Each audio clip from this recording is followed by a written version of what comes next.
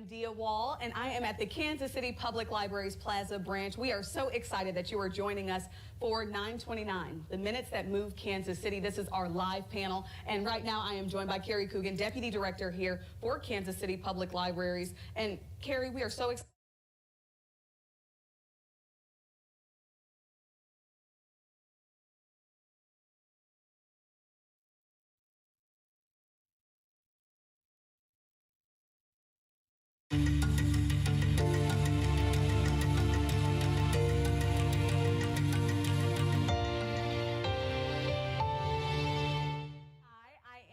Wall, and I am at the Kansas City Public Library's Plaza branch. We are so excited that you are joining us for 929, the minutes that move Kansas City. This is our live panel, and right now I am joined by Carrie Coogan, Deputy Director here for Kansas City Public Libraries. And Carrie, we are so excited to be here. You're hosting us for this really important conversation tonight. Why was it important and vital for you guys at the library to be part of this? Well, first of all, thank you so much for being here, and welcome to you. For everyone. Yes! Anyone who's ever experienced the loss of a pregnancy is really going to connect to this next video. Happy birthday, little baby. You'll be turning 5 today. Even though nobody knows it, I'm still gonna celebrate. That is such a beautiful song. It really gets you right here. That is Harper Gray's Still Your Mother, and she wrote this song because she wanted to talk about her own experience losing her pregnancy, but also all the feelings that come with losing a pregnancy. Obviously, grief, being scared, even embarrassed or ashamed by it. They may think I should be past it, but there's a pain that they can't see. Cause when April showers bring May flowers, it's still Happy Mother's Day to me. And she even took it a step further. Coogan, Deputy Director here for the Kansas City Public Library. Now, we're going to take you back to 929, the minutes that move Kansas City.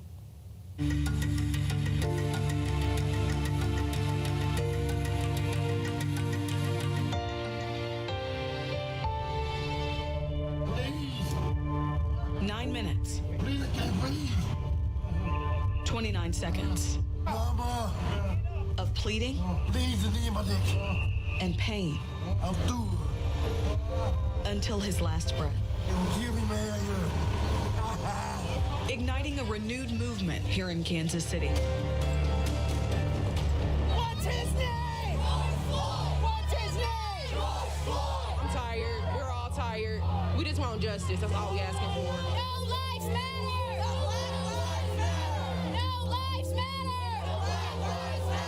I want this to be peaceful, and I want it to be successful, but more importantly, voices need to be heard. Freedom is for everyone. The call for justice for George Floyd continues today as protesters return to the streets here in Kansas City. Hopefully, we make enough noise, it'll make a difference. You can't just ignore it. It's happening, and you hear it.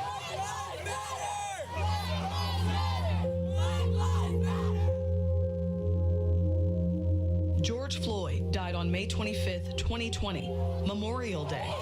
Just days later, this was Kansas City. I'm tired of seeing black bodies on the ground as a result of the police.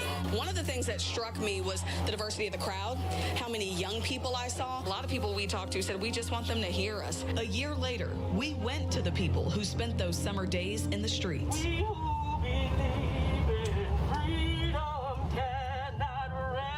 I was worried about getting back in that space again. What space? Of just the pain, of the hurt, of the thinking about my son. If you ain't got the to protect the streets and protect and serve like you was paid to do, turn in your damn badge. They sprayed my daughter first at point blank range with a K9 fogger, and then they sprayed me and just kind of pulled me out into the street. What stood out to you from those moments? I would say the emotion, just the tenacity of the protesters, like, no, we won't change. We demand change. This was, for Kansas City, one of the first times that we were the target of the frustration. Several bottles have been thrown at many of the officers right now. As a result, there have been about a half dozen arrests so far. Just watching it, both as a journalist and as a viewer, and as a black man, to have to watch them through those three prisms can be exhausting, man. But for me, it wasn't what it looked like, Kevin. It was what it sounded like. Mama. When George Floyd called for his mama, every mother knows what that sounds like. As a black woman, the struggles, does the message hit home a little more poignantly for you? I have a 17-year-old son. It absolutely does, because I'm out here for him. There's many great things we have about our city when it comes to racial inequality. That is one of the biggest areas of growth we have in our city to overcome. It's like there's so many people there, and I was just happy that everybody could come together. That's a story they could tell generations. Like, that's really exciting. Often it has been criminalized just to be black and existing in America. We need a lot more of the listen to the pain people are experiencing and figuring out how do we solve these problems from here. And have conversation where hearts can be moved, and then policies can change from that. Welcome. We are so excited to be joined by our esteemed panel. We have Carlos Moreno, journalist for KCUR, Bukeka Blakemore, protester, activist here in Kansas City. You may know this guy, the Kansas City Mayor Quinton Lucas. We have Chrysalyn Huff, the owner of RE Store right there on the Country Club Plaza, and Captain Jeffrey Hughley from the Kansas City Police Department. Thank you all for being here. I want to start by asking, kind of looking back, reliving some of those moments. What was it like? Chrissy, I'll start with you. It's hard to go back, to put yourself back, you know, in those moments, I think, because for one, you know, it's like anything that's painful, you know, stepping back into it always is hard. But I think that our immediate reaction within the first, I mean, we were there at 5 o'clock in the morning. We were literally the first two people that the police department let in, Jeff and I. And the first reaction that we had that next morning, we were, you know, still trying to grasp everything that had happened the day on Monday. And I think we were just, it was just the most trauma that I remember experiencing as a human in our community. I was an adult during 9/11, but I didn't live there, and I didn't know anyone there.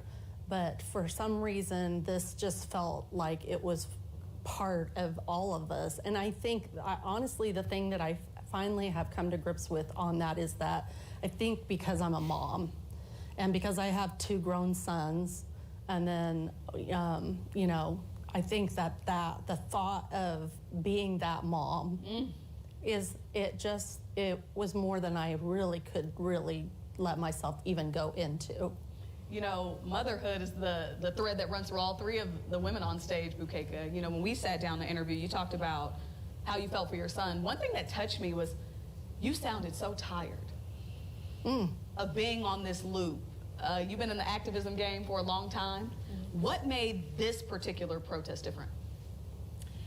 Well, it's the fact that there were so many more people involved than before, and you didn't feel like you were by yourself. And that's what helped me, because I wasn't sure what I could do or when I could do it, because it was so clinching. But I began to feel better because there were so many people that were outside of what you might normally see in terms of protest, that I felt supported. And but it is tiring, and because it's decade after decade after decade that you find yourself having to relive it. One of our partners for this project is KCUR. Carlos Moreno, you took some amazing images. If you've seen the open and some of the imagery, those are all your photos. What was it like for you experiencing this as a journalist behind the lens? Because we have a very unique position and role to play in how we document this. It was a phenomenal experience for me. Even I've been through a lot of protests and I've covered a lot of news events over a 35-year career, and to see a protest on this scale was amazing. It was a totally different experience than something I've done before. And it was a learning experience. I kept learning as I went throughout this protest, and it was fascinating to me to see this protest evolve and change as tactics change for everyone, for police and protesters. It was a unique experience to watch it unfold in front of me. And one of the things that Chrissy mentioned, as in terms of learning, I'm learning more about my community through this event. On Sunday morning, I had to go into the plaza just to look around and see the effects of the night before. And a woman stepped out of her car. It just happened to be walking by. A woman stepped out of her car. She had tears in her eyes. And she said, "What happened to my city?" And she experienced some deep, deep tragedy that it sunk in with me then. It hadn't sunk into me yet until I saw tears from her face. Oh, powerful. If you guys would speak up a little bit so we can make sure everybody can hear you. I got the booming voice because I'm used to projecting, but we want to make sure everybody can hear you guys. We talk about the city. Mr. Mayor, you had a very unique role to play in all of this. You were out sharing messages in support of the protesters, but then you also spent a whole lot of nights calling for calm because we know things did get violent. It was one of those surprising things that you don't expect. I have still not been mayor that long, and at that point, I really had not been mayor that long. We were already battling a pandemic, and then seeing protests of this level was something deep to me. I think something I agree with was exhaustion. When I saw the murder of George Floyd, I processed it as a man, as a black man, as a person, as somebody like that. And in many ways wanted to have that experience uniquely, not as mayor, not as person who is working with the police, talking to the protesters, doing all of that. So we saw that level of balance, but I did think that it was something special for Kansas City in the sense that voices were finally heard. We've always taken pride in Kansas City in some ways of not being, perhaps, you've always been loud, I'm sure, but not being as loud and not listening as much as we need to. Right. I was glad folks had to listen. I'm glad we're still talking about it because frankly, you can't keep your head in the sand forever. No. And I think this was a real opening for a lot of people to support, to hear, to really be part of how we can do better. I'm going to let you all in on a little bit of a secret. So when we partnered with KCUR, the leaders got together and said, "Oh, we want to do something." And we were talking about how do you break down something so large that has impacted our community in such a meaningful way. And the thing that I wanted to do was I looked at all these great images and photos and video, and I said, I want to go back to the people who were there. And I want to get the widest net, the greatest collection of people that I can. And so I went through hours of video that 41 Action News got, photos from KCUR. And you know who I kept seeing? You, Captain. You were all over the place, okay? You were talking to people in the streets. You were sitting at the table with people yelling at you nonstop. Let's just call it what it was. What prompted you to want to be part of it? Because in our interview, you said you would have stayed there all night if you could have. Empathy and perspective. So the empathy, it's not taught. You either have it or you don't. We all have sympathy, or we can be sympathetic for individuals, but as all of you spoke on earlier, I viewed it through the lens of two different lenses. The lens of a black man in America, as well as a lens of a black police commander also. So I felt it necessary to be empathetic towards the community who were in need at the time. And no, I couldn't answer all their questions, but sometimes people just want to vent. And a lot of times in our profession, just the core nature of our job, we show up to listen, to respond. A lot of times we don't show up to listen and understand. So if I can carve out that little bit of incremental time, on that day we were there for the Unity March, I would have stayed there all night and talked to as many people as I can, because I want to understand your pain and your hurt, because I also feel the same as you do. So I don't want the uniform that I put on every day for work to be a barrier. I want you to know that we just filled out different job applications. But the same thing, the same passion that you have as a resident, I do have that also, and I share your concerns. So that's just who I am. But I'm not unique in that perspective.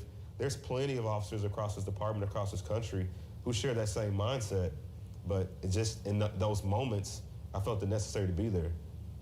Chrissy, when we were talking, you said that moment, seeing that video, and the reaction was a breaking point. It was a breaking point. And you talked about the fact that you feel like for the first time, white people felt that. I think I had people say, well, I didn't watch it, or I'm not going to watch it. And my response was, you need to watch it. And we need to watch it, and we need to watch all the other stuff, and we need to read the books, and we need to go back and watch the movies, and we need to inundate ourselves with, educate ourselves and inundate that information, because we don't have an idea. We don't have a clue what it is. And for us to act like we have any right in the situation is not okay. And that was the breaking point for me. Was I think it was one of your reporters had decided to come down and talk to me that morning. And my daughter's a pastor in Olathe, Kansas, and she was with me, and she was like, Mom, you need to know what you're going to say before you get on TV today. And I was like, I don't know what to talk. That's what I was doing. Like, and she said, you can't talk about the business. You can't talk about anything that you feel upset about. And I don't even remember what I said. And so as a person of faith, I will say that I know the words came that were supposed to come out of me. And I do remember saying that I didn't care about the window. I didn't care about my windows. I didn't care about the rocks. I didn't care about we plywood board our building ourselves because they told us to. I didn't care about any of it. I mean, they could have broke all my windows and I wouldn't have cared, because it was a human. It was just it was just a human who was gone. Still emotional. Yeah, I mean, it's a year, and I still will cry. I cried last night, because I cry because I don't understand. In the soul of me, in the deep part of me, I will never understand. And that makes me sad. Bukeka, one thing jumped out. You said that people like Quinton need to be in a position to have conversations where hearts and minds can be moved. And from that, that's where you want to see policy come in. That's where I want to see policy come in. I don't see how you can have effective change if you're not affected. Yes. If you don't understand how it affects everyone. Right. Once you see how it affects everyone, then you have to, or you hope to, have policies that support the greater good. And I think that we're in a real crossroads right now, because there are people who feel that, well, my greater good is better than your greater good. And so how do you deal with that? Well, it gets right back to the heart, because we're all mothers, we're all fathers, we all want to have good for our children. But if you don't take the stance to make sure that all of the children are taken care of, then your children are not going to thrive. Your children are not going to be in a position where they can speak from the heart, because you're not speaking from the heart. Please, please feel free to join our conversation, share your questions. If it's for someone specific up here, feel free to let me know. I'm happy to ask it. We want to get you engaged and part of this conversation as well. Mr. Mayor, when you hear that, how does that influence how you make policy? You need to be good at the job, you need to be able to listen. You need to be able to listen to different people, and you need to be able to process it and keep moving. One of the more interesting challenges, and I'll be straight up, you have empathy for everybody whose voices you're hearing, all the passion you're hearing, but you also know Hughley. You also know store owners. You know that this region, right, is more than just what you are walking in and walking through. So my North Star always was, how can I be honest? And how can I share that we are listening, even if there is not change happening today, tomorrow, next year? So what I try to tell people, There are a bunch of things we can do. There are a bunch of things I cannot do right now. That doesn't mean we're ignoring it, doesn't mean we're ignoring you. It means that a lot of those folks whose voices were being heard a year ago today are those same voices that are in my mind as we keep moving.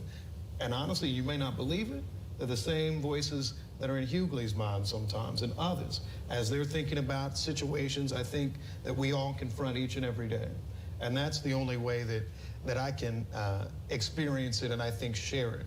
It's one of those where it's real hard to just every press conference or something. And a lot of time in the press, I don't like run my whole press conference. You talk long. So, I'll just say that know that you made an impact, right? Know for all those people out there. We were listening and it's still having an impact. Captain Hughley, I want to come to you because obviously a lot of this conversation has to do with police reform, reimagining policing. When you hear that, what does it mean to you? What are the changes that you feel like need to happen in order to bring more of that kinship back between the police department and parts of our community? I think some of the changes actually have happening, and we're on the road to additional changes happening. Mayor Q, he's one of our board of police commissioners, and I know they made the changes of Missouri State Highway Patrol. They investigate our officer-involved shootings now, and there's been other incremental changes along the way, but we can't stop there, essentially. I mean, we can look in the mirror so long and reflect on what happened over the past year, but metaphorically, if you spend too much time in the rearview mirror, you're going to crash hit a tree. So you can't reflect on where you've been and what's coming up on you too long. Sometimes you got to look out the window and think about the right reason, the reason you're doing this job, right? So you have people out there who are asked to be policed different. You have people out there asking and demanding changes, and at some point we'll have to take a seat at the table and listen to some of them. So there's been some things done which are good, but there's still always work to be done. We'll never be perfect, unfortunately. There's always a human factor in the job that we do, but we can strive for perfection. We can strive to do better. We can strive for the greater good. You talked about looking at the protests and being encouraged. I can't tell you how many people told me they were surprised to hear a police officer say that. Well, think about this, right? So it's always the youth who we pass the torch down to. So I won't be here forever. None of us will be on this stage forever. There's a future mayor in that crowd. There's a future captain in that crowd. There's a future journalist in that crowd, future business owner. So why should I hamper or why should I put their light out now just because I may not agree with what they're doing? See, the problem is things have become too polarized, and we need to focus on people. People are what's important. The industry doesn't matter, right? It's the people. So the youth are undoubtedly the future, and if they feel strong and passionate about something, I'm not going to stand in their way. Right. I mean, we need to change more things in this city besides construction design and landscaping and everything Except else. potholes, we need those fixed. So it's at some point they may have a fresh idea that we may not have thought of. So if we create that radically inclusive environment, get them a seat at the table. Right. Right? Yes. So diversity is important, right? But diversity means nothing without inclusion. So include them in the conversations. Yes, we will agree to disagree on some things, and we will have to negotiate on some things, but at least we hear you. We'll consider that, and it may be that, hey, that was a good idea. We suffer so much from groupthink sometimes in policing or in industry that a lot of times we don't allow that outside influence to come in. But the moment we do, and we hold these town hall type meetings, yeah, we won't like everything everybody has to say, but it comes with the job. Throughout history, everybody hasn't always liked the policing, and that just comes with the territory, right? But we still have to provide a platform where they can be heard. So moving forward, I can't make this decision, but I wouldn't be against having town hall type discussions. And that's when anything happens across the country, because the grassroots movements, the activists, and everything else, they've already told you they're not taking this anymore. So it's a matter of time before the protests happen. It's a matter of time before they're at the doorsteps. So why not provide a forum and let's talk about what happened in Seattle or wherever it is. Don't wait for it to brew out of control. Get in front of it. Have that conversation, have that dialogue. That is why you implement changes here in Kansas City. That is why you implement changes in whatever department before it's too late. You get on the front side of it. You know, Midwest came out. He said that away. Right, yeah. I got talking and, you know. I respect it. That's what we're here for. And that's one of the things, you know, in researching some of this for some of these stories, I came across a pithy quote from a management consultant, Reg Revens, and he said the pace of the acquisition of knowledge, acquisition of learning has to be greater than or equal to the rate of change. Right. And that's kind of what you've all said to some degree, is that we're talking about having to grasp and obtain all this knowledge and learn from these different people that we've been talking to. And every time I went on an interview for these stories, I had all these questions lined up, and everyone gave me a very different answer, and everyone gave me an enlightened answer.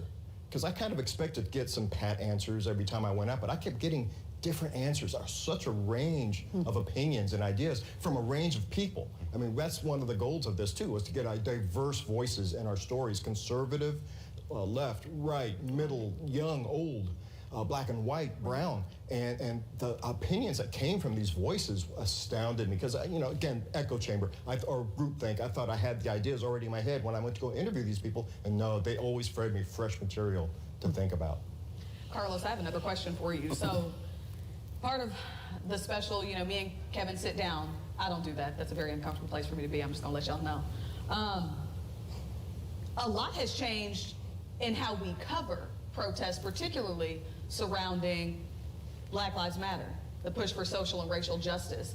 I feel like you now have equity, diversity, inclusion, all at the forefront. How has it changed the way you guys at KCUR approach not just this issue, but every issue? It's forced us to look inward, to look inside our own building and examine how we do conduct our interviews, who we talk to, especially the different voices that we collect. You know, that's one of the things. It's actually an initiative we've started just within the past week or so. Wow. How we are going to examine the voices, the people that we interview, the people the perspectives that we obtain for our stories, for the way we tell our stories. So it's been a huge impact for us. Bukeka, do you feel like your voice has been heard? The voice of the people who are in the streets has been heard? I do. I feel like they've been heard, and in a way, I believe that there's still obviously a lot more to say. And in that same frame, we're looking at voices, as you were saying, from different perspectives.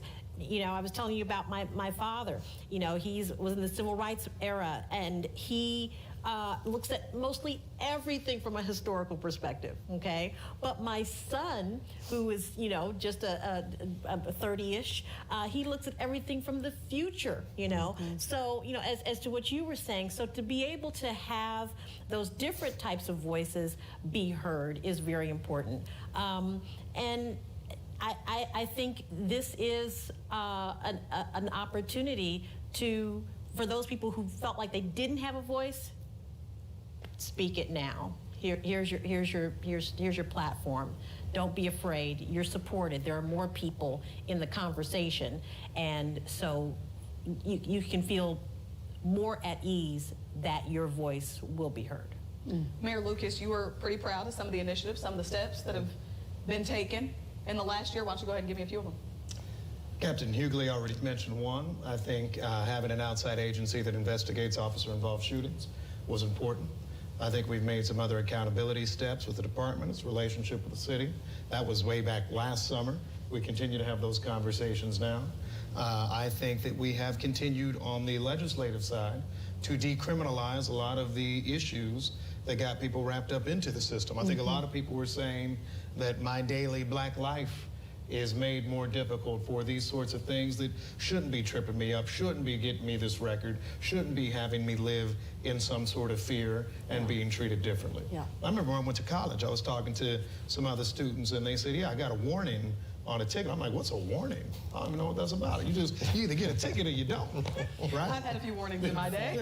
You know? So I was kind of like, this is kind of interesting. I think we have done a lot of steps to try to get to a point where we are, and I've said it a few times, decriminalizing poverty, decriminalizing some parts of existence that aren't some of the violent types of things we do. Because what I believe builds stronger community connections with us is when you do have folks not feeling like there's that antagonism. And what's more, it really isn't just a policing issue, and this isn't to be a cop-out, pardon the pun, from all the change that we need to make and reform. When I was at the protest and actually could talk to people and have a real conversation, I talked to young brothers who were asking me about jobs.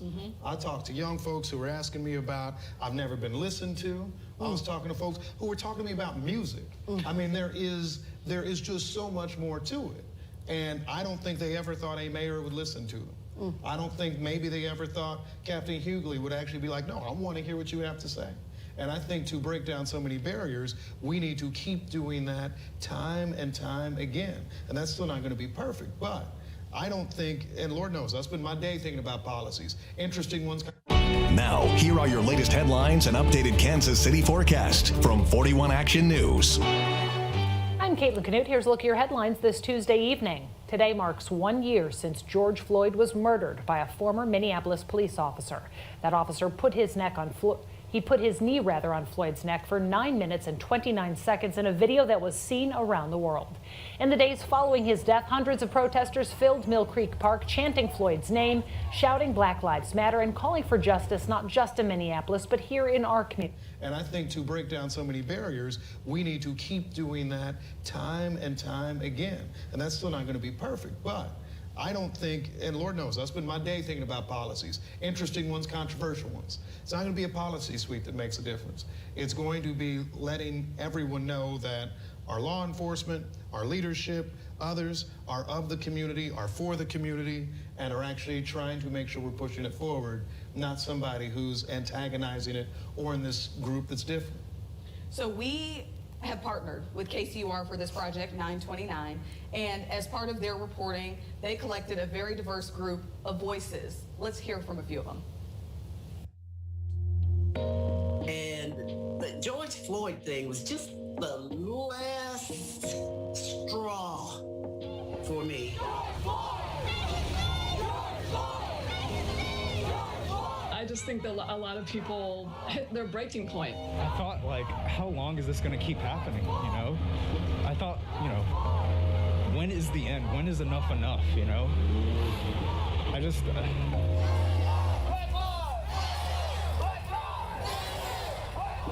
see this man calling out for his mother. To see this man who can barely breathe. To see this man who has died while basically in the custody of those who are charged with protecting and serving him. And see that he looks like me. It's hurtful.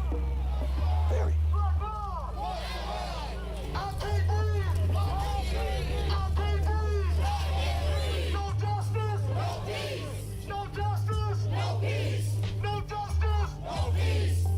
George Floyd, I feel terrible about what happened. He should never have died that way. But he also should never have gone into the store trying using fake money when the cops caught him. He should have sat there and paid attention and listened. And, you know, I can't breathe. You're breathing enough to talk and go on and on and on and cry about your mom and everything. He should have just sat there and he'd probably still be alive today. I think that the chaos that was created around that was, again, the media was pushing this narrative that law enforcement is bad. I don't believe we have a race problem. I really and truly don't. I really and truly don't. It has been driven by the media for as long as I've been alive.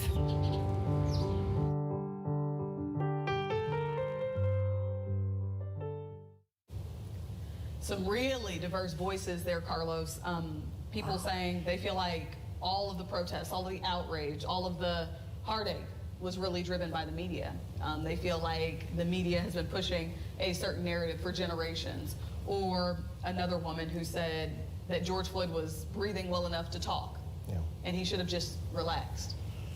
And that would have been the end of it. Talk to me about the wide range of perspectives you got.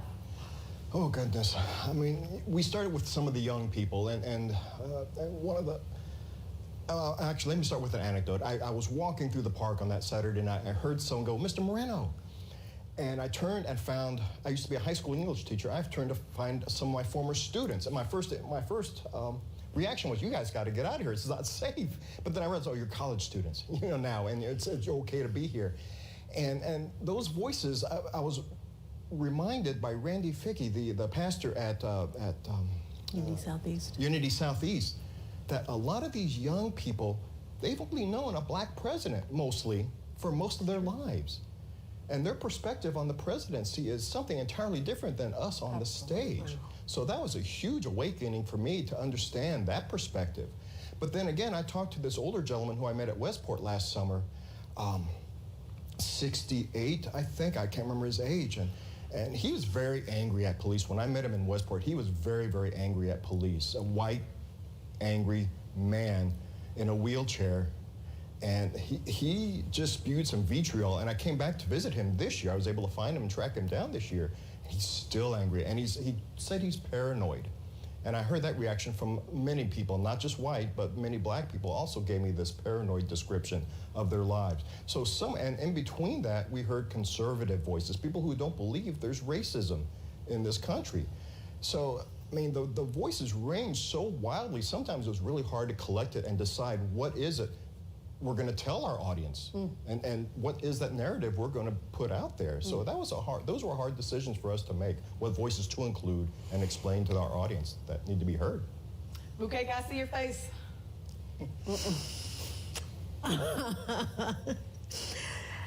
And I thought about that on the way here.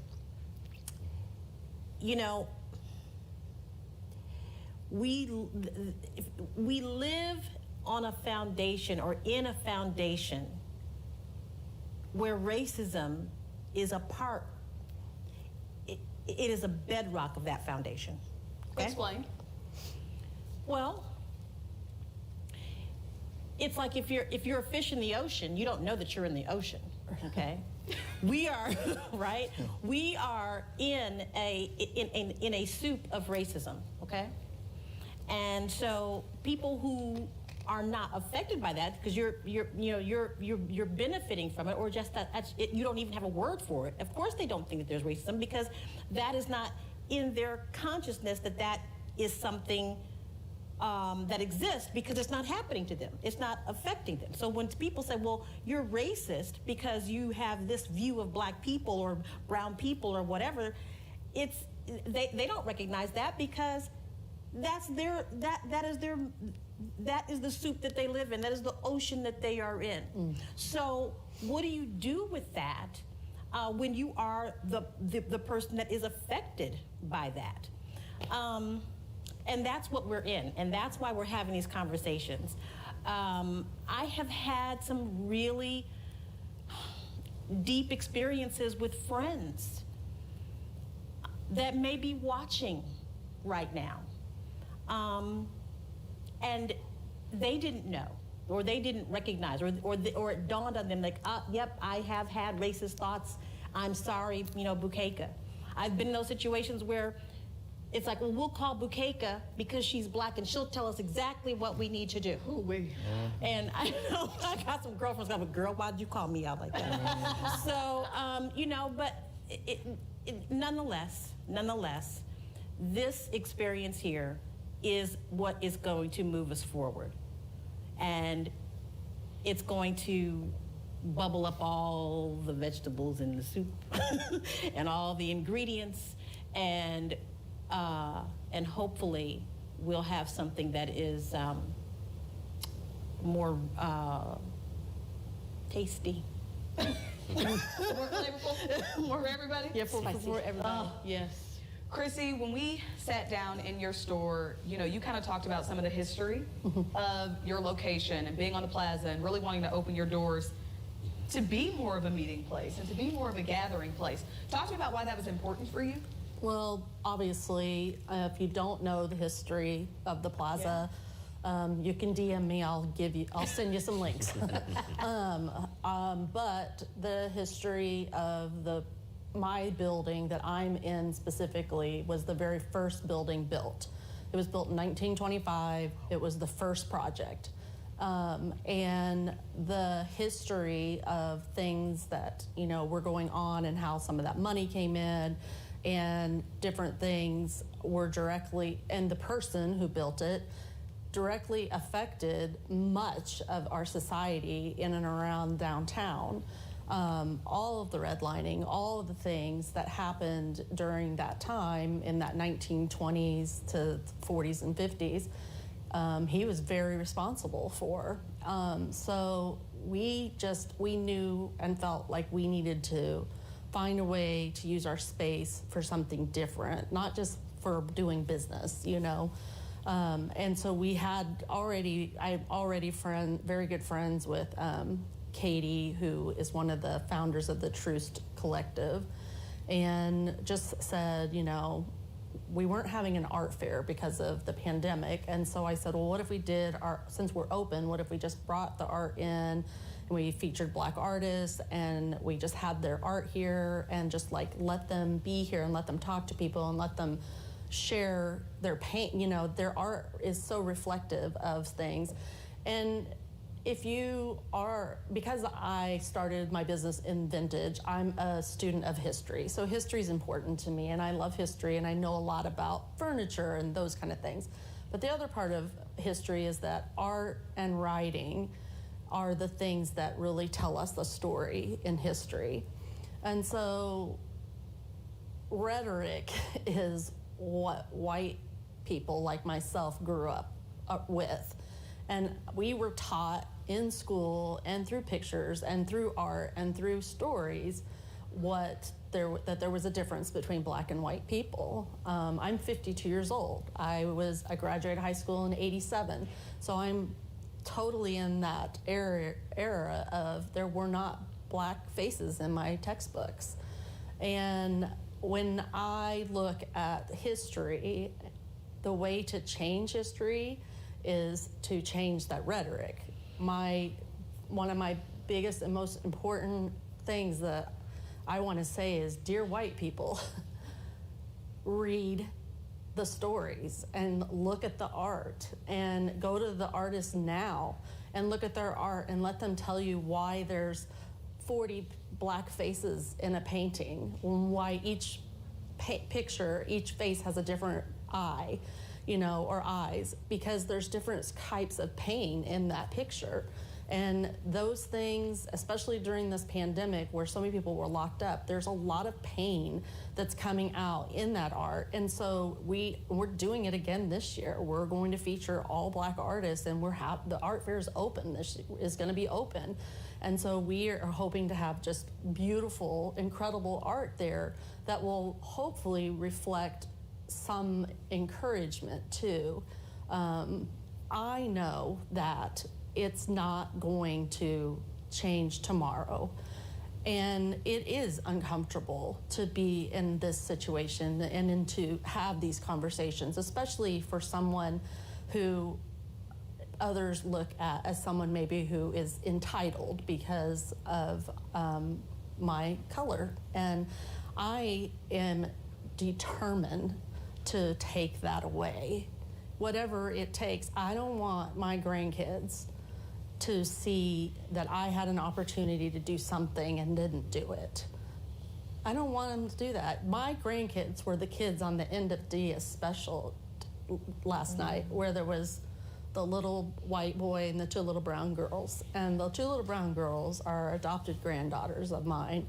And they went to the Sunday protest, my sons and their families and their babies. And I want them, when they look at that picture, the reason that I black and whited that picture is because I wanted them to be all one thing. I just wanted them to be people together. I didn't want it to be a colored picture where their difference is shown. I just wanted them to be together. They love each other. They don't care. I don't care. I don't care about you. I don't care about anybody. We're human beings, and it has to stop. White people, we got to stop. Captain Hughley, I got to come to you. A lot of this centers around reaction to some of these videos, right? You were really open and candid about your feelings, seeing the George Floyd video. But I think you talked about the community has a right to also hold the police department accountable. Right. How does the everyday citizen do that? So from formality speaking, we have an Office of Citizen Complaints, or Office of Community Complaints, where you can file that complaint online. You can go to any station and file that complaint. You can even make a complaint on the phone with the Office of City Complaints. You can go to any police station, or if you're on a call for service, you can always ask for a supervisor. There's always a sergeant on scene. There's always a captain or a commander on scene. That way you get the answers that you need in those moments. So you can follow up afterwards, or in those moments you can always ask for a superior, but never be afraid to hold us accountable. I asked you before, I'm going to ask you again. Mm-hmm. How do we create more of a culture and relationship? I would say culture, it matters, right? And none of it matters without building relationships first, because relationship building is the foundation of anything. That's personal or professional. So we have to start with relationship building. You know, look at our mission, vision, and values. What are they? Do they align with what the community needs are? And if not, we need to adjust and get there. And further than that, I would say trust after relationship building. Because we can start building trust, but if there's no relationship there, then it's null and void, and it's not sustainable. So sustainability is key, but we have to be genuine. We have to be authentic in the process, because of course we're going to get why now, and rightfully so, right? Mm-hmm. It's like, why now? So we have to be vulnerable in that process. And yeah, vulnerability starts with feelings on both sides. But after we get our feelings on the table, it starts with thinking, and it starts with doing. So we have to be vulnerable, we have to be authentic, we have to build relationships, and then from that, work on building sustainable trust. Mayor Lucas, we got to come to you. You took a pretty bold action, you and the city council last week. Talk to me about why. Happened pretty quick, and what you hope to achieve from it. You know, a few different things. First of all, let me back up.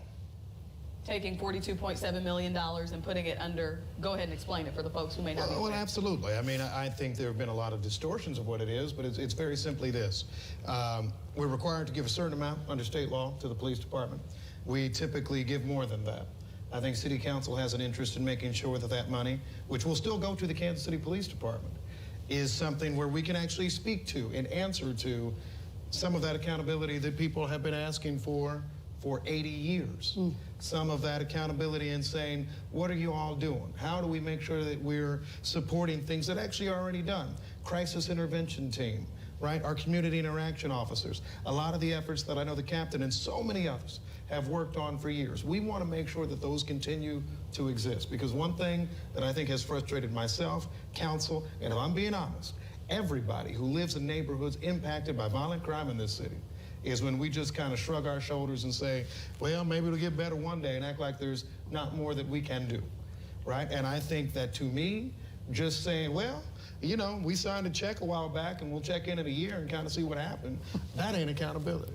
And I think a mistake that was made when we were talking about protests was that we were divorcing protest and action and engagement from safety in our community. Right. We are safer if people have trust. We are safer if people feel comfortable. We are safer if everybody feels like we are all at least going in the same path, if not necessarily on the same team.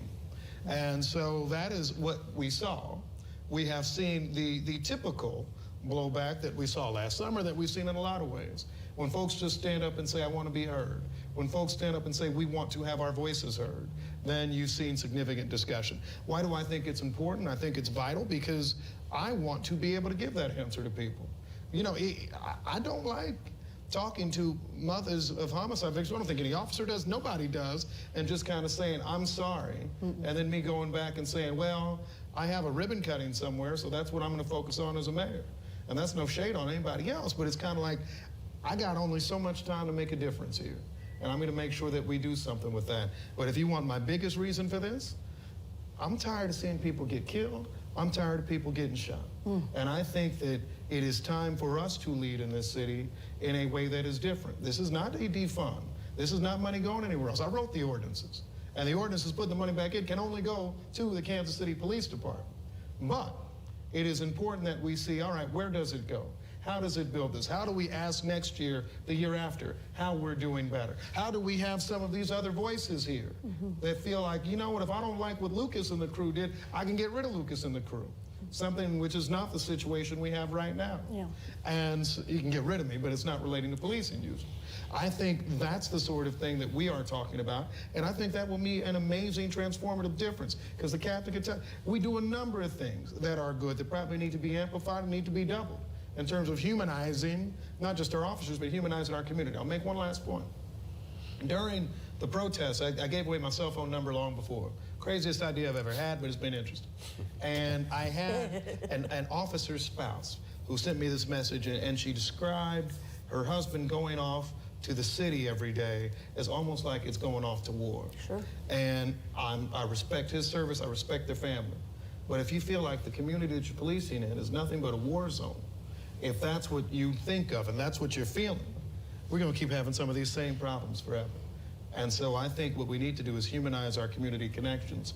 That's what I hope this is a step in doing for the first time in 4 generations. And it's not wild that you were talking about the 20s, 30s, 40s, 50s, right? How these things that are vested in back then, it is time for us to at least open up, think about them, see what can change, see where we can do better, right. And maybe that starts to change some things in this community. It's accountability, and that we don't have, we literally, I've been in business 10 years in Kansas City, and this is the first time that I've ever been invited to have a conversation with a mayor or a member of the police department. And as a business owner, I've had numerous times where I would have loved to had the conversation or 5 minutes of an ear of a policeman. You know, I host probably 20 to 30,000 people through my business on the plaza a year. I have the largest footprint down there. And so that's a lot of people that are coming into my space and seeing a representation of my city, this place that I love. And to know for 10 years that, you know, it's been really hard to have conversation. I would say that I feel the protest, that was the greatest thing that came out of the protest.